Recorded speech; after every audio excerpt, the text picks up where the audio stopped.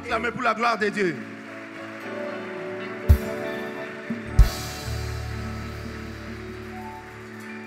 Avant de vous asseoir,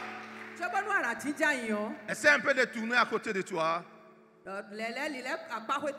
Essaie un peu de saluer ton voisin. Et maintenant, nous ne venons pas seulement rencontrer Dieu. Mais la Bible nous dit, il est bon et agréable que les frères demeurent ensemble. Saluons-nous. Communions-nous ensemble. Pour la gloire de Dieu.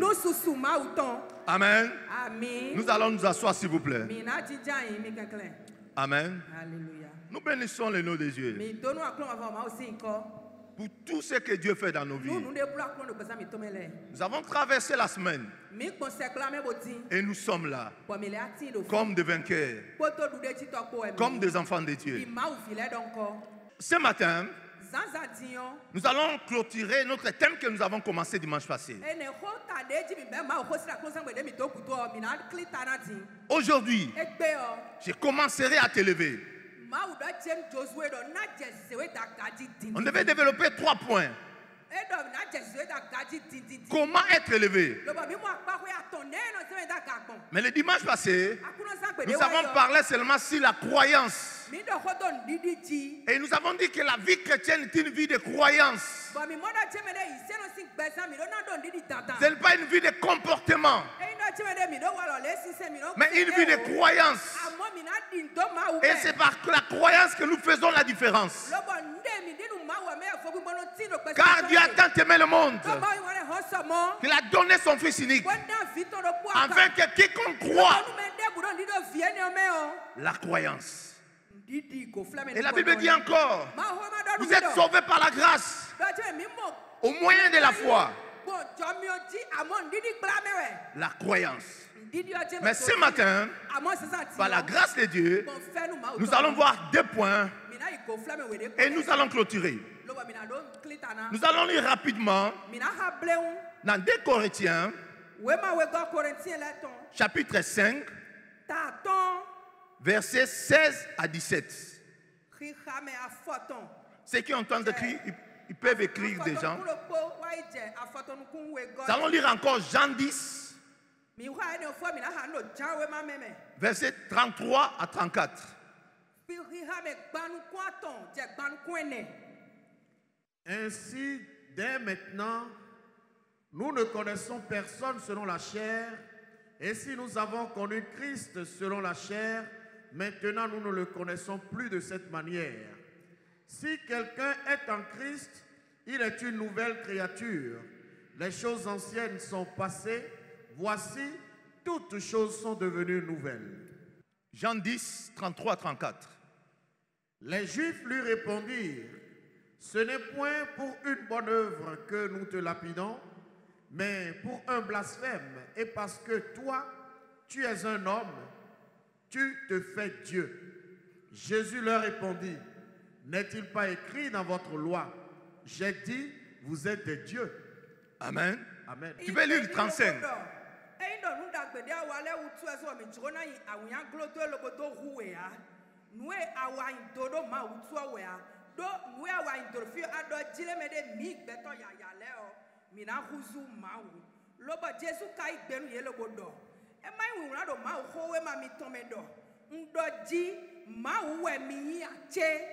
Si elle a appelé Dieu ceux à qui la parole de Dieu a été adressée, et si l'écriture ne peut être anéantie, celui que le Père a sanctifié et envoyé dans le monde, vous lui dites, tu blasphèmes, et cela parce que j'ai dit, je suis le Fils de Dieu. Amen.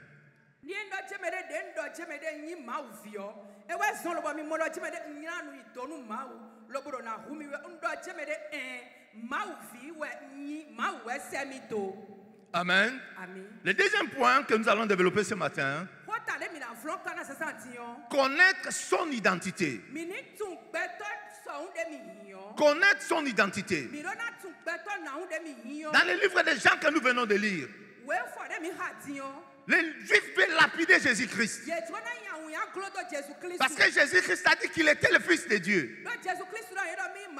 Mais Jésus-Christ réplique en leur disant ceci. Il dit dans votre loi, cela est écrit. Celui qui reçoit la parole de Dieu n'est-il pas un Dieu?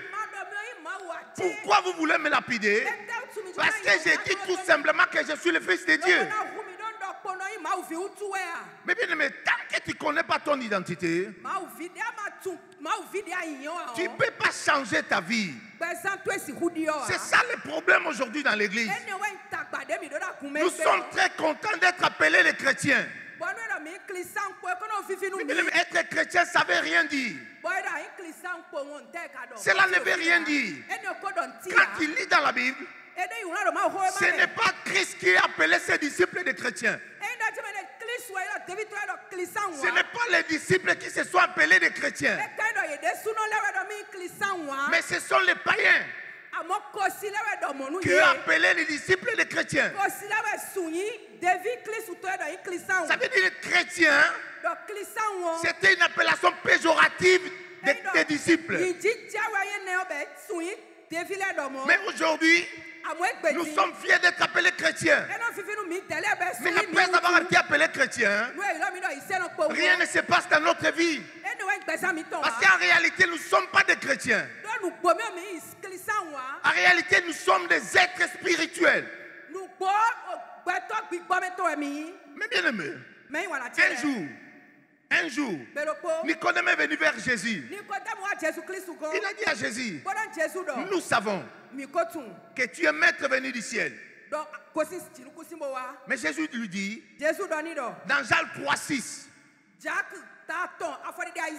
il lui a dit ceci, c'est lui qui est né de la chair et chair.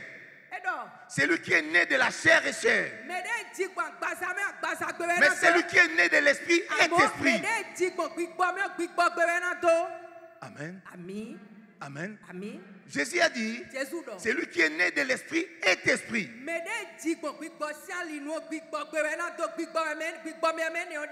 quand nous lisons dans 1 Corinthiens 15, quand la Bible nous parle de l'enlèvement, la Bible dit ceci, notre corps sera transformé. Mais nous devons poser la question, pourquoi il ne parle pas de notre esprit sera transformé? Il dit seulement notre corps sera transformé. Tout simplement, nous sommes des esprits. Et nous habitons un corps. Mais tant qu'on ne va pas prendre conscience que nous sommes des esprits, cela nous sera difficile de communion avec Dieu. Parce que dès la création, quand Dieu voulait créer l'homme, il a dit ceci, il dit créons l'homme à notre image, selon notre ressemblance. Mais je vous pose la question maintenant, est-ce que Dieu est physique? Alors quelle est notre ressemblance avec Dieu? C'est notre esprit. C'est notre esprit. Tant que nous n'allons pas prendre conscience que nous sommes un esprit, nous n'allons pas progresser. C'est ça le problème aujourd'hui. Nous venons, nous prions, mais rien ne change. Parce que nous nous considérons toujours comme état chair. Dans 2 Corinthiens 5, dans le verset 16, Paul nous dit ceci. Ainsi, dès maintenant, nous ne connaissons personne selon la chair. Et si nous avons connu Christ selon la chair, maintenant, nous ne le connaissons plus de cette manière. Et il ajoute dans le verset 17. C'est un verset célèbre. Tout chrétien connaît cela. Si quelqu'un est en Christ, si quelqu'un est en Christ, il est une nouvelle créature. Mais j'aime la partie qui suit. Il dit les choses anciennes sont passées. Mais bien aimé, les anciens étaient tellement intelligents. Il dit pas des choses anciennes. Il utilise l'article défini. Il dit les choses anciennes. Ça veut dire les choses sont définies aussi. Il dit pas des choses anciennes. Mais il dit les choses anciennes. Ça veut dire les choses anciennes qui doivent passer et définies. Que chacun doit connaître cela. Quelles sont les choses anciennes qui sont passées?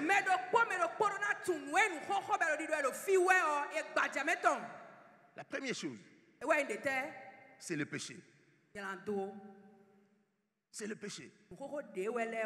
Mais tu vois aujourd'hui des gens que Dieu a franchi du péché. Dieu a affranchi du péché. Mais ils sont en train de se battre pour le péché. Mais pourquoi on ne se bat pour le péché? Pourquoi on ne se bat avec le péché? Parce que nous-mêmes nous considérons comme état de chair. Mais un esprit n'a pas besoin de se battre contre un péché. Dieu nous amène à un niveau très élevé. Mais nous-mêmes nous ramenons, nous descendons toujours. La Bible dit ceci. Il s'est fait péché pour nous. Il est allé à la croix pour nous. Le péché est passé. La deuxième chose, la malédiction. La malédiction. Je suis toujours étonné, je vois les chrétiens. Oh non, il y a une malédiction qui pèse sur moi. Qui t'a dit que tu es maudit? La Bible nous dit ceci. Maudit celui qui est pendu sur le bois. Il s'est fait malédiction pour nous. Pour que la malédiction qui pesait sur nous soit enlevée. Non seulement qu'il a enlevé cela, il a amené ça à la croix. Il s'est crucifié pour cela. Mais à chaque fois que tu cries malédiction, ça veut dire que tu ramènes Christ encore à la croix. Une autre chose qui est passée, il a dit ceci. Riche qu'il était, il s'est appauvri pour nous enrichir. C'est pour cela que la Bible nous dit, quand il est mort, pour les militaires romains, ils ont jeté le dé pour savoir qui devait prendre la tunique. Ils n'ont pas déchiré la tunique de notre Seigneur. Mais quelqu'un a pris cela. Cela symbolise la richesse que l'humanité a pris. Mais pourquoi nous crions toujours la pauvreté, la pauvreté? Parce que nous-mêmes nous descendons tellement bas. Nous nous considérons toujours comme état cher. Celui qui est né de l'esprit est esprit. Mais c'est le problème d'identité. Dimanche passé, nous avons lu dans Josué chapitre 1er. Quand Dieu s'est présenté à Josué, il dit Josué, fils de Nun, serviteur de Moïse. Il n'avait rien fait dans sa vie. Josué, fils de Nun, fils de son père, serviteur de Moïse, il n'avait rien accompli. Rien accompli. Incapable de faire quelque chose. Mais la Bible nous dit, dès que Dieu l'a pris, dans le chapitre 3, il dit Josué, aujourd'hui, je commencerai à t'élever. Je commencerai à t'élever devant l'Israël. Et tout Israël saura que moi, Dieu, je suis avec toi comme j'ai été avec Moïse. Mais bien aimé, ces choses-là ne dépendent pas de nous. Cela ne dépend pas de nous. Nous croyons souvent que nous devons faire d'efforts pour que cela arrive. Non. Nous devons croire cela. Nous devons croire. Dieu dit que je suis esprit. Je crois que je suis esprit. Ma femme est là. Depuis qu'elle m'a connu, je lui dis toujours que je suis un esprit. Je parle ça tellement que quand moi-même je me réveille, j'écoute toujours ma voix, que je suis un esprit. C'est là quand un sorcier s'approche, je sais qu'il y a un sorcier autour de moi. Parce que je suis un esprit. Quand un danger s'approche autour de moi, je sais qu'il y a danger. Eh bien aimé, la Bible nous dit dans le 2 Corinthiens 5, 18, et tout cela vient de Dieu qui nous a réconciliés avec lui. Toutes ces choses ne viennent pas de l'homme, ne viennent pas de Dieu. C'est pour cela qu'il y a un problème aujourd'hui. Les chrétiens qui s'appellent chrétiens croient toujours quand Dieu fait des choses, le diable est à côté. Et Dieu a toujours besoin de la validation du diable. Non, je vais le bénir. Si le diable ne valide pas, il ne peut pas être béni. Mais rien de tout cela. Laissez-moi vous dire, même quand la Bible nous dit que Christ a payé le prix, un jour je suis un pasteur qui prêchait, il a dit ceci, que Christ a payé le prix auprès du diable. C'est le mensonge. Même quand la Bible nous dit que l'homme a été condamné, c'est rien à voir avec le diable. C'est la justice de Dieu. C'est Dieu qui a condamné l'homme. Alors quand on dit que l'homme doit payer le prix, tout simplement l'homme devait satisfaire la justice divine. C'est rien à voir avec le diable. Quand Christ est allé à la croix, n'était pas pour satisfaire le diable. Non. Pour satisfaire la justice divine.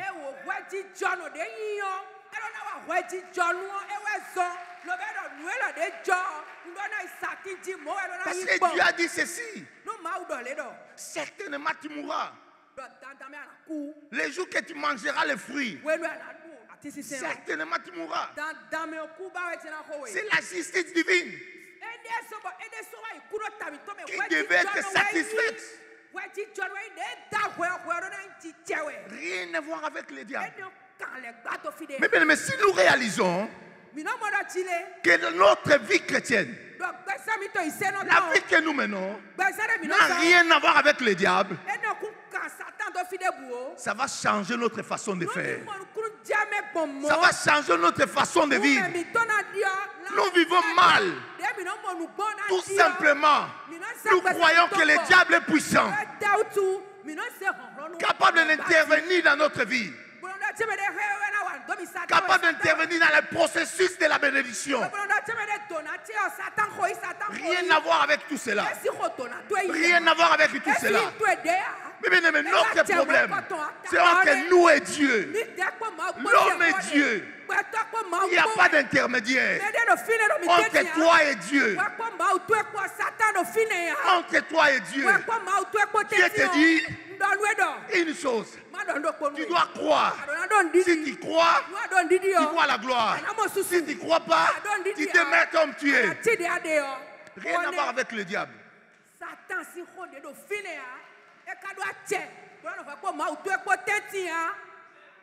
Rien à voir avec le diable.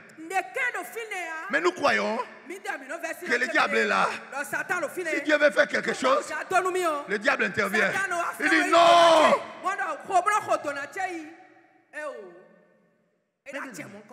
Non. La Bible nous dit ceci.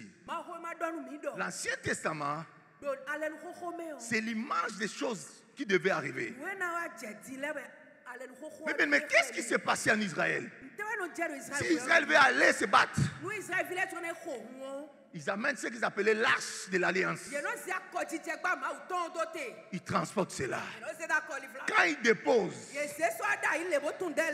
peu importe l'armée, aucune armée pouvait les battre. Tant que l'arche était là. Mais il devait être en ordre avec Dieu.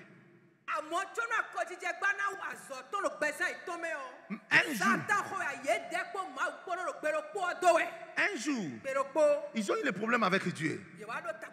Les Philistins les ont bâtis. Mais quelle est la plus grande erreur des Philistins? Ils ont pris l'arche. Ils ont amené dans le temple de leur Dieu. Ils sont allés déposer. Ils sont partis. Quand ils reviennent le matin, ils ont trouvé leur Dieu tombé. Leur Dieu s'est prosterné devant l'arche. Ils n'ont rien compris. Ils disent non, peut-être le vent. Ils ont remonté. Ils ont remis leur Dieu. Ils sont sortis. Quand ils reviennent, vos Dieu prosterne devant Dieu. Ils ont compris. La chose ici est en train de détruire notre Dieu. Ils ont pris ça. Ils sont allés déposer. Un Philistin dit, amène ça dans ma maison. Une fois cela est entré dans sa maison, le jugement est descendu. La maladie a commencé à frapper dans sa maison. Il dit, venez récupérer votre histoire. Ils ont récupéré. Ils ont amené ça. C'est un juif, un Israélien. La Bible dit, dès que cela est entré dans sa maison, la bénédiction commence à descendre. La bénédiction commence à descendre. Mais bien aimé, notre problème, ce n'est pas le diable, c'est nous. Avec Dieu. Avec Dieu. Mais bien aimé, crois seulement. Et commence à marcher avec Dieu. Tu vas voir la transformation. Tu vas voir la transformation. Tu vas voir la transformation. C'est que là, quand tu lis la Bible, je dis toujours les gens qui nous ont précédés là. Non, ils avaient l'esprit de Dieu. Parce que la sagesse qui sort dans la Bible, tu ne peux pas comprendre.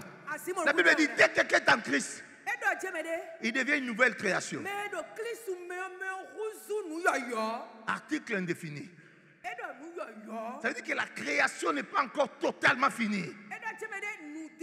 Ce n'est pas une création parfaite. Ça revient dire que tu n'es qu'au début. Il y aura une deuxième création. Il y aura une troisième. C'est pour cela la bénédiction que tu as maintenant, c'est rien par rapport à la bénédiction à venir. La gloire que tu as maintenant, c'est rien par rapport à la gloire à venir. Donc il y aura une deuxième. La Bible nous dit encore, il dit voici, toutes choses sont devenues nouvelles. Maintenant, pour la nouveauté des choses, on dit toutes choses. Mais bien aimé, tu peux tout changer en Christ. Tu peux tout changer en Christ. Si tu ne fais pas quelque chose, tu rappelles Dieu seulement la promesse. Toutes choses, je vais changer ça. Ça va se faire. Parce que toutes choses, cela ne dépend pas de Dieu. Cela maintenant dépend de toi. Toutes choses. Mais il y a des gens qui sont sélectifs dans leur choix. Et ils cherchent seulement la prière. Quand tu les vois prier, non, toi-même tu es content. Tu dis non, mon frère sait prier. Tu attends comment il parle la langue. Chaka papa ya mama ya baba. Montagne peut bouger. Mais quand il finit, pour trouver le pain, il n'arrive pas à trouver le pain.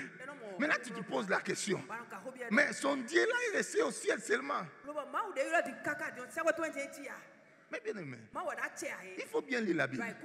Jésus-Christ dit, après campagne d'évangélisation, il dit aux disciples, il faut donner à manger. Écoute les disciples. Il dit non, Seigneur. Papa, impossible. Tout le monde là, les donner à manger, même si on voulait. Mais toi, tu ne regardes pas l'heure. C'est déjà le soir. Renvoyez-les. Renvoyez-les. C'est ça l'homme. Il faut les renvoyer. On a déjà donné la parole. Après la parole, c'est leur problème. Les dieux que nous prions n'est pas ces dieux-là. Il dit ceci. Il dit non. Fais-les asseoir. Pierre dit mais ces jeunes frères, même s'il est notre leader, c'est pas comme cela. 3000 personnes. Il pose la question. Qu'est-ce que vous avez là? Il faut bien lire la Bible. Hein? Il dit un peu de pain, un peu de poisson. Il s'attendait à voir ce qu'il va faire. Mais il ne connaissait pas. Celui-là, rien n'est impossible à lui. Celui-là, rien n'est impossible à lui. Il dit, fais-les asseoir. Amenez 5 pains et 3 poissons. Ils ont amené. Il dit, mettez dans le panier. Ils ont mis. Il a rendu grâce. Il a donné. Les gars ont pris. Mais ils ne comprenaient pas. Chaque fois qu'il sortait un pain, le pain restait toujours 5. Il prend 5. Il prend 5. Il prend 5. Il prend 5. Il prend 5. Nous ne sommes pas encore les dieux que nous prions. C'est pour ça que nous sommes dans des petites combines. Nous sommes en train de parler. Oh non, l'église. Le problème, ce n'est pas l'église. Le problème, c'est toi. Tu es là. Renvoyez-les. Renvoyez-les. Si tous les anciens, pasteur là, je parle souvent avec lui. Je dis, j'aime l'église où les nouveaux viennent beaucoup. Parce qu'il y a des choses qui se passent. Les gens qui ont fait 70 ans dans l'évangile. Il dit, tu sais quand moi je me suis converti? Avant le premier Louis II.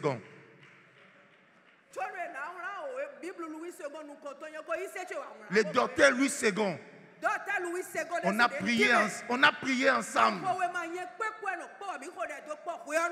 J'étais même parmi les gens qui l'ont aidé à ériger ça. Oui, on accepte. Mais après, qui es-tu? Tu es un homme ou un esprit? Si tu es un esprit, on te suit.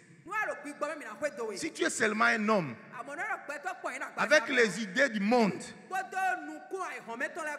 non, on tourne les dos. Parce que quand nous venons à l'église, disons-nous la vérité. Qui vient ici pour écouter les informations?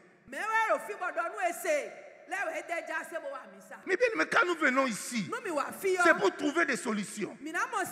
C'est lui qui dit qu'il ne peut venir trouver les solutions. Il me voit après le culte. Il me voit après le culte. Je vais l'amener à RTB. C'est là où il y a ta place. Mais quand nous venons ici, la Bible nous dit dans les livres d'Hébreux, approchez-vous du trône de la grâce pour recevoir la grâce et obtenir miséricorde. Des choses. Quand nous approchons de Dieu, il nous donne la grâce. Nous obtenons la grâce. La grâce, c'est la faveur de Dieu. Nous avons besoin de la faveur de Dieu tous les jours. Et sa miséricorde. Pourquoi? Pour qu'il ne puisse pas nous compter nos péchés. C'est ça la miséricorde. Quand nous approchons de Dieu, on ne veut pas que Dieu puisse nous compter nos péchés. Nous tournons les regards seulement. Il dit, Père, souviens-toi de ce que Christ a fait à la croix. Il dit, il faut passer. Il faut passer. Je ne mérite rien. Mais c'est la grâce. Mais bien aimé, ne viens pas seulement, tu viens voir. Non. Quand tu viens tous les jours, viens avec cette décision. Non, je vais recevoir. Je vais recevoir la grâce et obtenir miséricorde. Quand tu sors, une autre personne qui est sortie. Une autre personne qui est sortie. Mais nous venons toujours. Toujours. Quand tu veux même évangéliser autour de toi, les gens te posent la question. La question qui te décourage. Et dit, depuis que tu vas dans ton église là, qui est très jolie là, qu'est-ce qui a changé dans ta vie? Toi-même, tu prends ta Bible. Vous là, vous ne croyez pas en Dieu. Non. Jésus-Christ a dit ceci. Il dit, si vous ne croyez pas à mon évangile, mais croyez aux œuvres. Mais l'évangile n'est pas seulement parler. La Bible dit l'évangile, c'est la démonstration de la puissance de Dieu. Amen. Amen. Connaître son identité. Tant que tu ne connaîtras pas ton identité, ta vie ne pourra jamais changer. La Bible nous dit, nous devons plus connaître l'homme selon la chair, mais selon l'esprit. Selon l'esprit. Mais prends conscience que tu es un esprit. Que tu es un esprit. C'est pour cela dans le psaume 82. La Bible nous dit, j'avais dit vous êtes des dieux. Pourquoi mourrez-vous comme des hommes? C'est la situation aujourd'hui. Les chrétiens, ils sont là. Mais quand tu les vois, tu envies les païens. Même les chrétiens, même envient aujourd'hui les païens. Il dit, lui-même, il appelle sa femme. Hein. Il dit, non, viens. Tu vois notre voisin là. Tu vois comment il est. Il est toujours frais.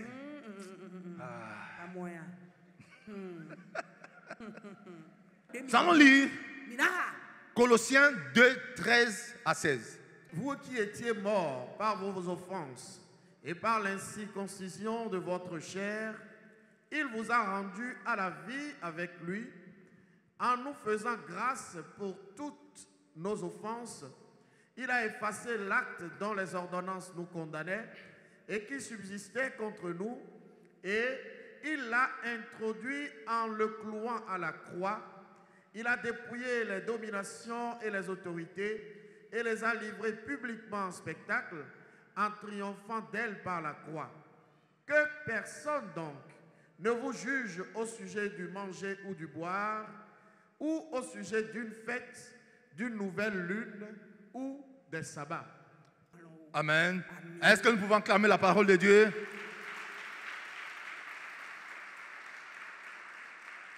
Le dernier point, le passage des Jourdains à sec. Mais nous avons lu le dimanche passé. Les jours que les Jourdains s'est séparés, il y a eu des grands miracles qui se sont passés. Le premier miracle, l'eau s'est séparée. Mais le deuxième miracle, la Bible nous dit les lits de la rivière étaient secs. Comme nous le savons, l'eau est restée là. Normalement, ça devait être mouillé. La boue devait être là. Mais la Bible nous dit ils ont traversé à sec. Mais pourquoi Dieu a fait ce miracle? Et cela était-il important? Mais oui, il devait entrer dans la terre promise. Il devait aller dans la terre promise. Mais nous avons dit que les Jourdains étaient Yarden en hébreu. Yarden en hébreu. qui voulait dire la mort. En traversant la mort, Dieu n'a pas permis qu'il puisse emporter la boue dans la terre promise. Dans la terre promise. C'est pour ça que Dieu a rendu ça sec. Ils ont traversé. Ils ont traversé. Tout était sec. Mais bien aimé, ne devons pas emporter les choses du passé dans le présent. C'est ça le plus grand piège. Mais le diable nous culpabilise. Tu vois quelqu'un qui se convertisse. Il devient enfant de Dieu. Il devient enfant de Dieu. Mais quand il pense à son passé, il est découragé. Ne laisse pas ton passé puisse influencer ton présent. Mais la Bible nous dit, dans Colossiens 2, 13 à 16 que nous avons lu. La Bible nous dit ceci. Vous qui étiez morts par vos offenses et par l'incirconcision de votre chair, il vous a rendu à la vie avec lui. Mais tel que Christ est ressuscité, nous sommes ressuscités avec lui. En réalité, qu'est-ce qui s'est passé? Qu'est-ce qui s'est passé? Qu'est-ce qui se passe? Mais il y a échange de vie. Échange de vie.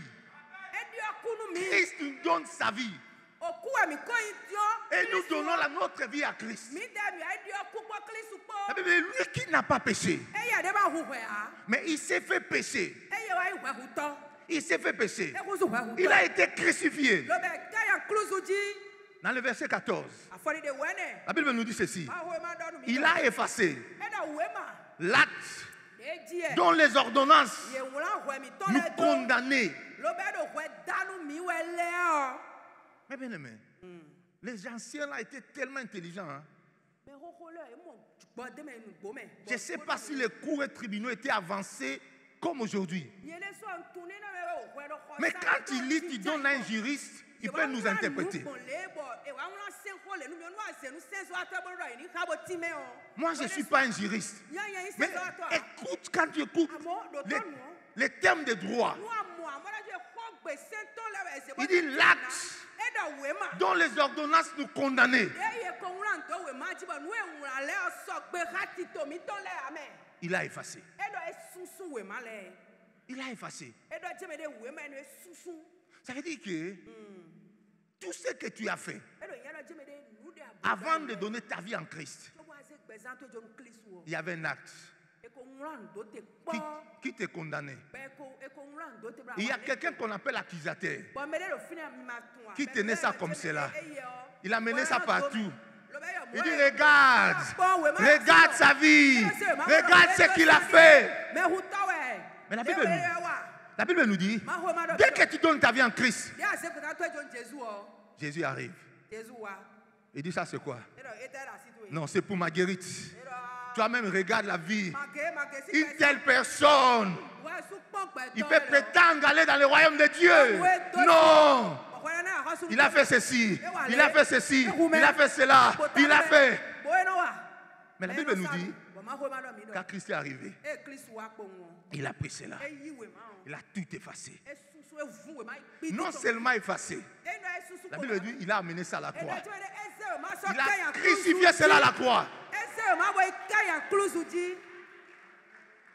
Peu importe ce que tu as fait, je n'ai même pas besoin de savoir. Mais ce que je sais, il y avait un acte sur ta vie. Il y avait une ordonnance qui te condamnait. Mais quand tu as donné ta vie en Christ, Jésus a pris cela. Il a effacé cela. La Bible nous dit, il a dépouillé les dominations. Mais les dominations, ce sont des catégories de démons. Ce sont des démons. Il les a dépouillés de toute autorité sur ta vie. Parce qu'ils avaient une autorité sur ta vie. Ils criaient tous les jours sur ta vie. Les démons de famille. Laissez-moi vous dire, dans chaque quartier, il y a un démon. L'homme fort du quartier. C'est lui qui distribue les choses. Toi, tu peux prendre, toi, tu ne peux pas prendre. Toi, tu peux devenir, toi, tu ne peux pas devenir. Il faut aller l'obéir. Tu dois le soumettre à lui. Mais laisse-moi te dire ce matin. Quand tu retournes chez toi, marche la tête haute. Dis-toi, démon, c'est fini depuis. C'est fini depuis. Toi, c'est fini. J'étais seulement ignorant. Toi, domination. C'était l'ignorance. Tu venais me troubler. Tu venais me troubler. Parce que j'étais ignorant. Aucun démon ne peut te faire face. Aucun démon. Aucune domination. Tout ce qui dominait ta vie. La Bible dit que Christ les a dépouillés. Il a dépouillé les autorités. Il a dépouillé les autorités. Surtout dans nos pays africains. Tu attends les autorités morales. Le chef de famille. Ah, il ne faut pas lui parler. Hein. Sinon, demain, tu ne vas pas te réveiller. Hein. Ah, méfie-toi. C'est que les gars ne regardent même pas dans les yeux. Si tu le regardes, il va finir avec toi. Ça, c'est avant. Avant que je connaisse Christ. Ça, c'était avant. Maintenant, parce que la Bible nous dit, Christ les a dépouillés. Non seulement dépouillés. Non seulement dépouillés. Il dit, il a dépouillé les dominations, les autorités. Il les a livrés publiquement en spectacle. En triomphant d'elle par la croix. Et ils ont triomphé. Quand ils ont pris Christ, le mystère de tous les temps,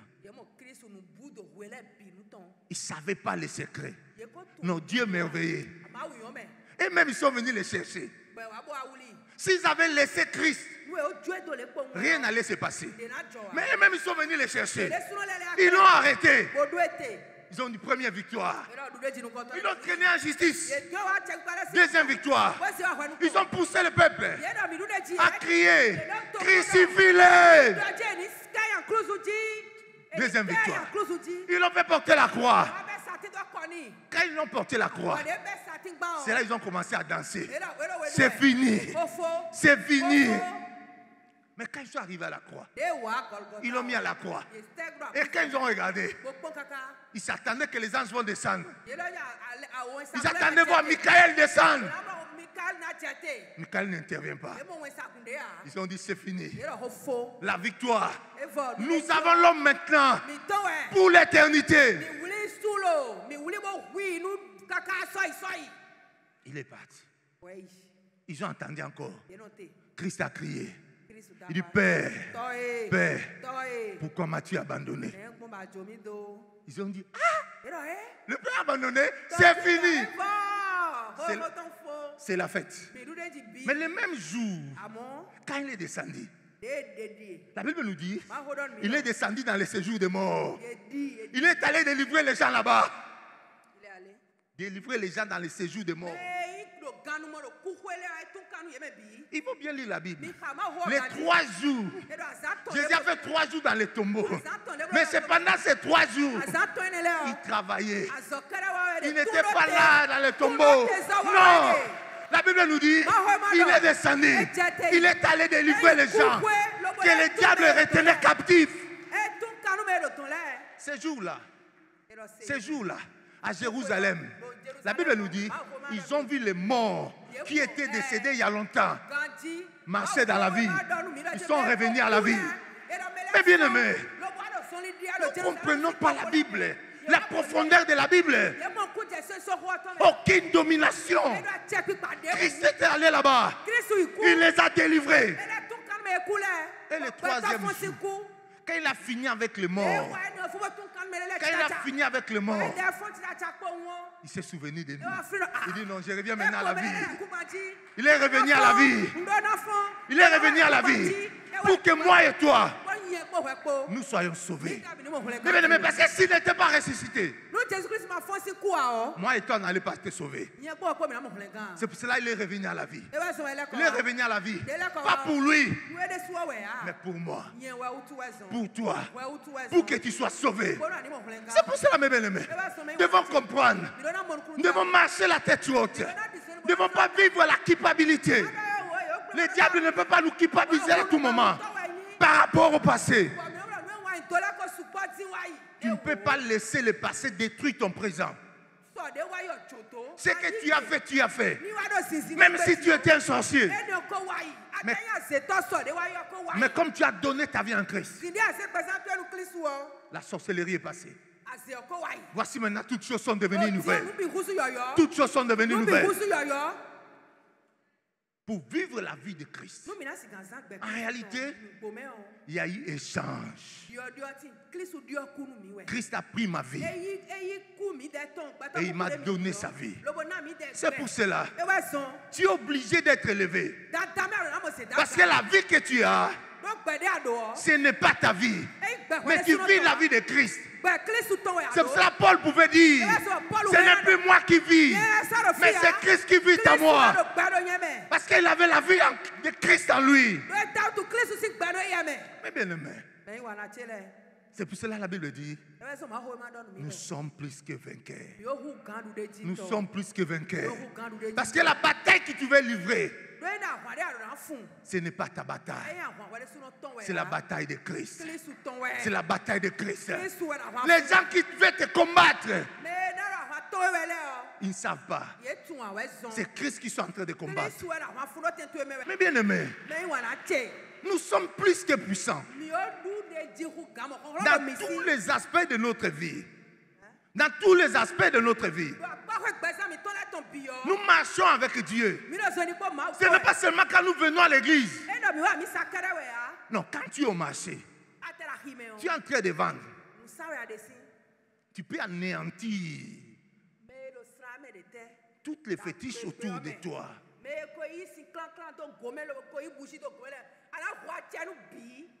Arrive au marché. Tu arrives devant ta table. Tu pries. Tu dis, Père, à partir d'aujourd'hui, dans ce marché, tout celui qui vend avec des fétiches, pour que moi je ne puisse pas vendre, je détruis cela. Je détruis cela. À partir d'aujourd'hui, c'est moi qui va vendre ici. Bien aimé, toi-même tu vas voir. La voisine qui a fétiche, quand il va aller chez son féticheur, il va lui dire non, à côté de toi, il y a une dame là. Ces fétiches-là sont trop puissantes. C'est lui qui détruit tes choses. Il va le dire. Mais bien aimé, mais nous ne faisons pas cela. Nous sommes là. Nous acceptons les choses. Nous vivons comme les hommes ordinaires. Nous ne sommes pas ordinaires. Nous sommes les enfants de Dieu. Nous sommes les esprits. Le temps est arrivé que nous devons nous lever et de prendre possession. De prendre possession. Nous ne pouvons pas laisser être influencés par les choses qui n'ont pas de la valeur. Mais pourquoi ces choses arrivent? Parce que nous manquons la foi. Mais la foi nous joue des fois des tours. Job a dit un jour ceci. Il dit, ce que je redoute, non, ce que je crains, matin. Ce que je redoute arrive. Comment cela a été possible? C'est la foi. Si toi-même tu crois que vos vaudous sont puissants, que la parole de Dieu, tu ne vas pas comprendre que les vaudous vont agir dans ta vie. Parce que tu crois en cela. Tu vas donner accès à ta vie. Mais si tu sais que celui qui est en toi est plus puissant que le vaudou, et tu confesses cela, et que tu marches avec assurance, rien ne peut arriver. Dis, je suis plus que vainqueur. Amen. Il faut croire à cela. Mais bien aimé, Dieu a dit à Josué, aujourd'hui, je commencerai à t'élever. Ça veut dire que Dieu veut t'élever. Mais il a dit à Josué, tu dois traverser le Jourdain. Mais pour traverser le Jourdain, il y avait des choses que Josué devait faire. Il devait croire à ce que Dieu lui a dit. Ce que Josué n'avait pas cru, il n'allait jamais traverser le Jourdain. Il a cru. Il a cru. Il a fait le premier pas. La deuxième chose, il a compris qu'il était le serviteur de l'Éternel Tout-Puissant. La Bible nous dit, dans Josué 10, 14, Josué a ordonné au soleil de s'arrêter. Il a ordonné à la ligne de s'arrêter. Et la Bible nous dit ceci. Il dit, c'est pour la première fois, Dieu a écouté l'homme. Pour la première fois, Dieu a écouté l'homme. Ce qui sous-entend, avant Josué, même au temps de Moïse, Dieu n'écoutait pas Moïse. Moïse faisait la volonté de Dieu. Moïse faisait ce que Dieu lui donnait de faire. Mais ce jour-là, Dieu n'a pas demandé à Josué d'arrêter le soleil. Mais Josué a arrêté le soleil. Parce que Josué avait besoin que le soleil s'arrête pour que sa victoire soit totale. Mais bien aimé, nous avons besoin de certaines choses dans nos vies.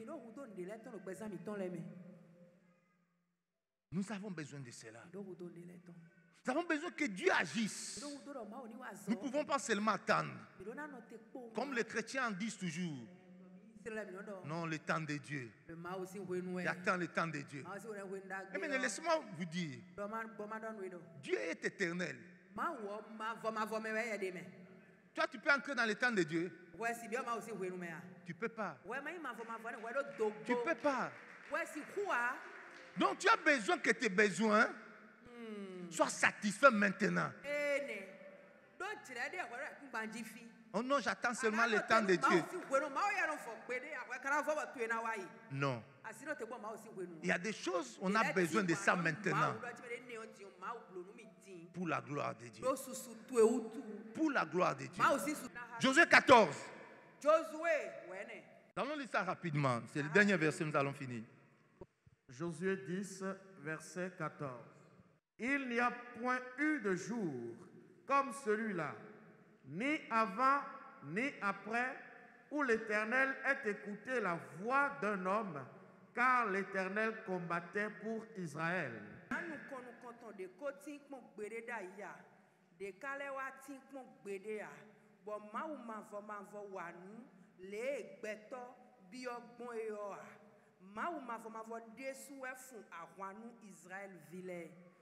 Il n'y a point eu de jour comme celui-là.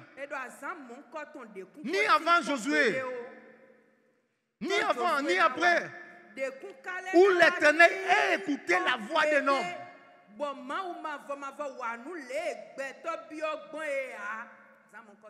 Où Dieu a écouté la voix de l'homme. Le dimanche passé, je vous ai dit, Josué est l'image du chrétien dans l'Ancien Testament. L'image du chrétien dans l'Ancien Testament. Ce Dieu-là est notre Dieu. Amen. Dieu peut t'écouter ce matin. Ce que tu as besoin. Dieu peut t'écouter ce matin. Si seulement si toi-même tu crois, tu te lèves comme un homme qui croit. Tu dis non, je veux ça. Et tu vas parler avec foi. La Bible nous dit, la prière, des fois, a une grande efficacité. Amen. Ça veut dire qu'il y a des prières qu'on fait où il n'y a pas d'efficacité. Si on prie et nous n'avons pas la foi, cette prière, c'est une prière. Mais c'est une prière où il n'y a pas d'efficacité. Pour qu'une prière soit efficace, tu dois croire. Nous allons nous lever. Nous allons prier. La Bible nous dit, aujourd'hui, je commencerai à t'élever. Dieu veut commencer à t'élever. Mais tu dois faire les choses pour que cette élévation arrive. Tu ne dois pas être téléspectateur, mais tu dois être l'acteur de ton élévation. Jésus a dit un jour, il dit, mon Père travaille, moi aussi je travaille. Mon Père agit, moi aussi j'agis. Tu as la vie de Christ en toi. Ce matin, nous allons fermer les yeux, les mains levées. Essaie un peu de voir ta vie. Vois ta vie. Regarde ta vie. Dans quel domaine tu veux que Dieu change ta vie?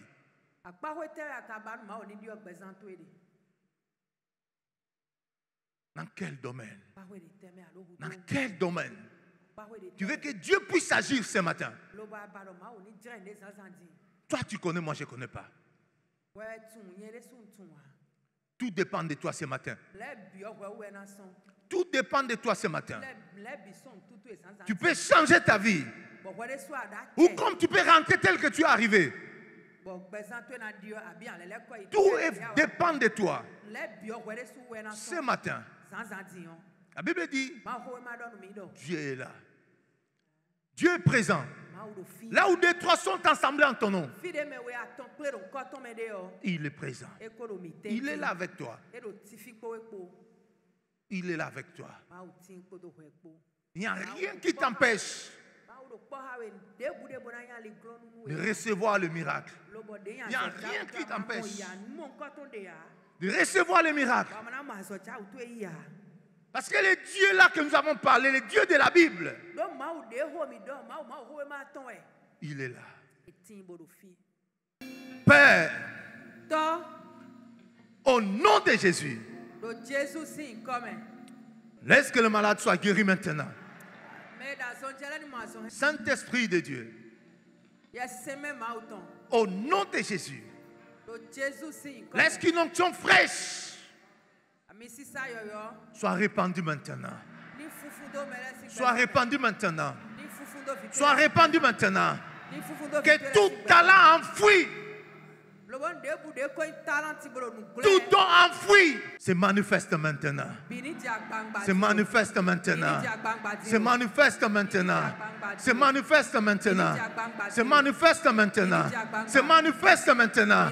Se manifeste maintenant. Se manifeste maintenant. Se manifeste maintenant. Saint-Esprit de Dieu, libère le temps là maintenant.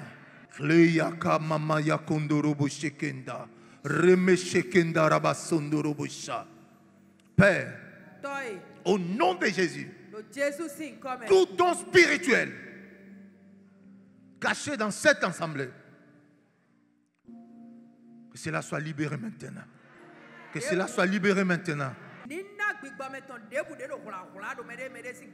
Que cela soit libéré maintenant. Père, il est écrit, tu fais de tes serviteurs des flammes de feu. Tu fais de tes serviteurs des flammes de feu. Laisse que le feu soit allumé maintenant. Que le feu soit allumé maintenant. Que le feu soit allumé maintenant. Que l'assemblée soit embrasée.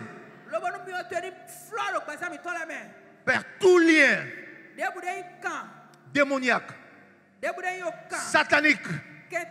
satanique, qui retenait captif mon frère, qui retenait captif ma soeur, Père, ce matin, par le feu et le tonnerre, je brise cela, je brise cela, je brise cela, je brise cela, je brise cela, je brise cela,